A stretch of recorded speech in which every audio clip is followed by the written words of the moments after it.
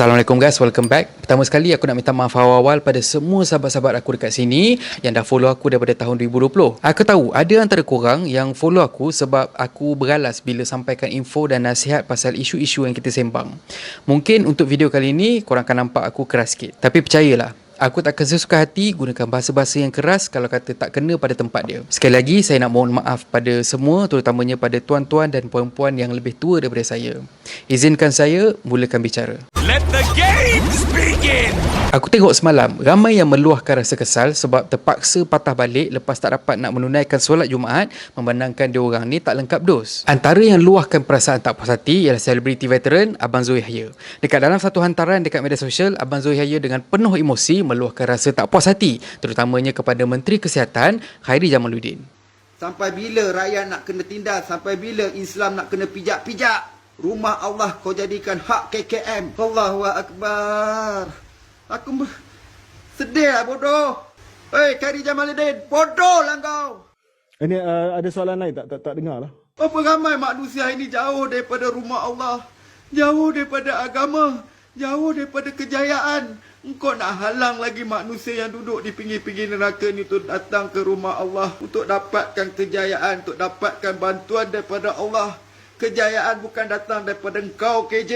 Kejayaan manusia hanya datang daripada Allah. Bila aku lihat soal politik, korang rasa sikit pun tak ada rasa salah, sikit pun tak ada rasa malu korang pada agama. Bila rumah Allah hari ini diperketat dengan pelbagai syarat, tapi urusan politik, urusan dunia korang bebas bersepah sana sini.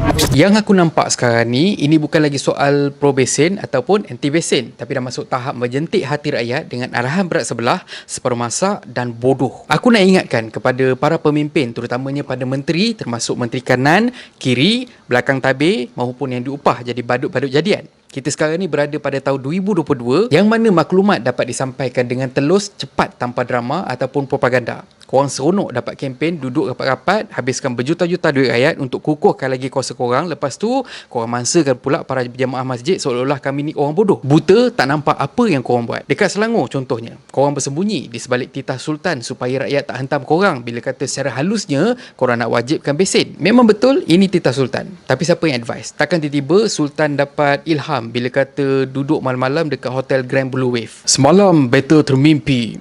Kita kena ketatkan lagi SOP masjid. Siapa yang tak ada booster, jangan bagi masuk. Dan memang sah-sah Sultan arahkan JAKIM. Sultan dapat arahan daripada siapa? KKM boleh tolong jawab? Nak bersumpah, korang tak kenal Sultan Selangor. Macam husband bekas Gubernur Bank Negara Malaysia buat tu. Kau masuk dalam masjid, solat jarak, tapi kena booster. Kalau dah lengkap sampai booster, kenapa pula tak bagi solat rapat? Kenapa masih solat jarak? Kau memang dah confirm tak bagi mereka yang tak lengkap dos untuk masuk?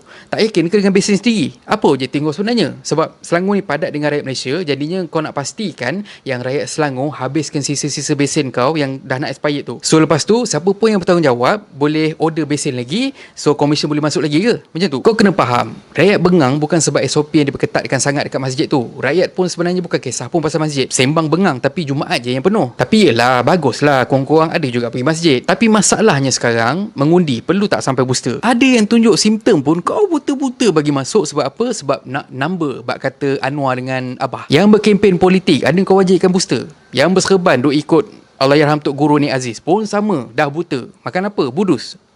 Budu. Aku confirm lah dengan korang, kalau Allahyarham Tok Guru hidup lagi, aku rasa mesti dia pun rasa sedih dengan anak buah dia ramai yang dah jadi baral. Buta kuasa, buta pangkat, buta.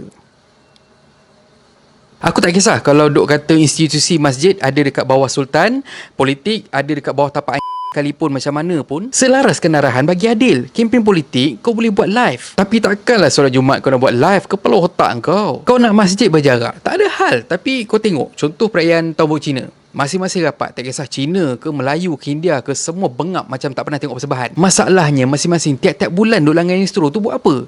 Kau keluar juga kau pergi tengok orang buat lawak bodoh kat atas pentas. Apa beza dengan program Astro? Benda yang korang tengok ni langsung tak ada faedah. Kenapa pihak berkuasa buat tak tahu je? Kenapa tak ketatkan lagi penguatkuasaan? Sebab korang ingat aku tak masuk kawasan-kawasan macam ni sebab kau rasa yang aku takkan rakam, kau rasa yang netizen takkan rakam. Sebab tu aku kata kita sekarang ni berada dekat zaman teknologi maklumat, dan maklumat tu boleh dicapai di hujung jari. Tambah pula sekarang ni kita dah ada 5G kat lengan.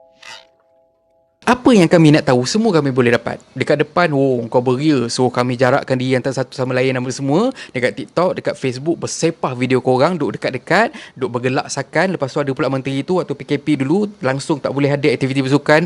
Boleh pula dia pergi main sukan. Aku bukan tak ada gambar-gambar tu semua. Aku pendekkan cerita, dekat masjid, kalau tak ada booster, tak boleh masuk. Jadi sekarang ni, kau tunjukkan dekat kami video menteri-menteri masing-masing pergi cucuk sampai ke booster. Dan kalau kata diorang degil, kau jangan bagi masuk Dewan Rakyat, kau jangan bagi bertanding, jangan nak buat muka kerang busuk pergi kat kempen mana-mana. Kawan-kawan tu yang tengah kempen tu tak payah pergi. Aku cadangkan lagi, bila menteri cucuk sampai ke booster tu, pastikan ada wakil netizen yang jadi saksi supaya tak timbul fitnah. Ada berani? Waktu tu jangan pula majoriti yang tua-tua ni duk tunjuk surat doktor. Tak boleh ambil besin. Maksudnya apa? Maksudnya korang sejengkal lagi nak mampus. So baik pergi balik rumah, pergi main dengan cucu. Korang dah tak layak dah nak memerintah sebenarnya. Simple. Berani tak korang nak telus dan adil sampai macam tu sekali? Keyword dia, laksanakan arahan secara adil. Kami rakyat susah nak beribadat, korang ahli politik susah nak melipat. Kalau nak ikutkan, banyak lagi sebenarnya aku nak cadangkan. Banyak lagi benda aku nak cakap. Tapi aku rasa cukup sampai takat ni je, sebab IQ chimpanzee sama level dengan budak umur 4 tahun. Aku takut nanti ramai pemimpin yang kami pilih mungkin dekat kalangan chimpanzee ni. Makan, tidur, bangun, lepas tu sengih macam monyet nak minta makan lagi. Demi rakyat, demi rakyat, demi rakyat, demi rakyat. Dan akhir kata puan pantun, kita beramal bekalan akhirat. Siapa buat, dia dapat. Sembang khidmat untuk rakyat, tapi arahan macam palat. Dan kalau korang suka konten yang ada dalam channel ni, please consider to subscribe. Okay, so thank you very much for watching and have a nice day. Assalamualaikum. Dengan hatiku yang hancur luka, biarlah aku pergi, tak usah kau cari lagi.